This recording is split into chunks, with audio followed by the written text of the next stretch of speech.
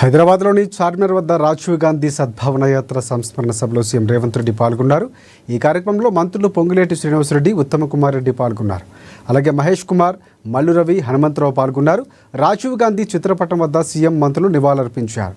ఈ సందర్భంగా కాంగ్రెస్ పార్టీ కార్యకర్తలంతా రాజీవ్ గాంధీ స్ఫూర్తిని కొనసాగించాలని సీఎం రేవంత్ రెడ్డి పిలుపునిచ్చారు.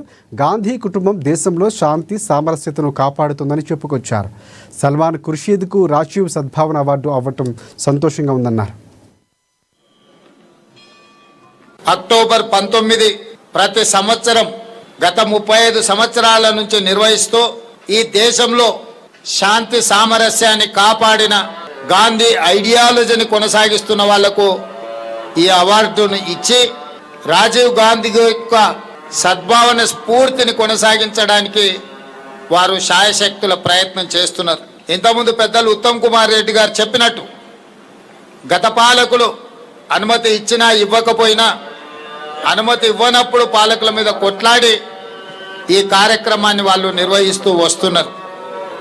ఈరోజు రాజీవ్ గాంధీ గారి గురించి చెప్పాలి అని అంటే ఎన్ని రోజులు చెప్పినా కూడా సమయము సరిపోదు.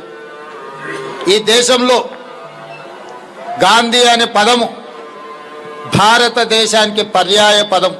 భారతదేశంలో ఒక స్ఫూర్తి సాంప్రదాయము, అన్ని సమూహాల యొక్క కలయిక, అన్ని మతాల యొక్క సహజీవనము ఏ విధంగా స్ఫూర్తినిస్తుందో గాంధీ అనే పదము, గాంధీ కుటుంబం కూడా ఈ దేశానికి ఆ స్ఫూర్తినిచ్చింది. అక్టోబర్ 19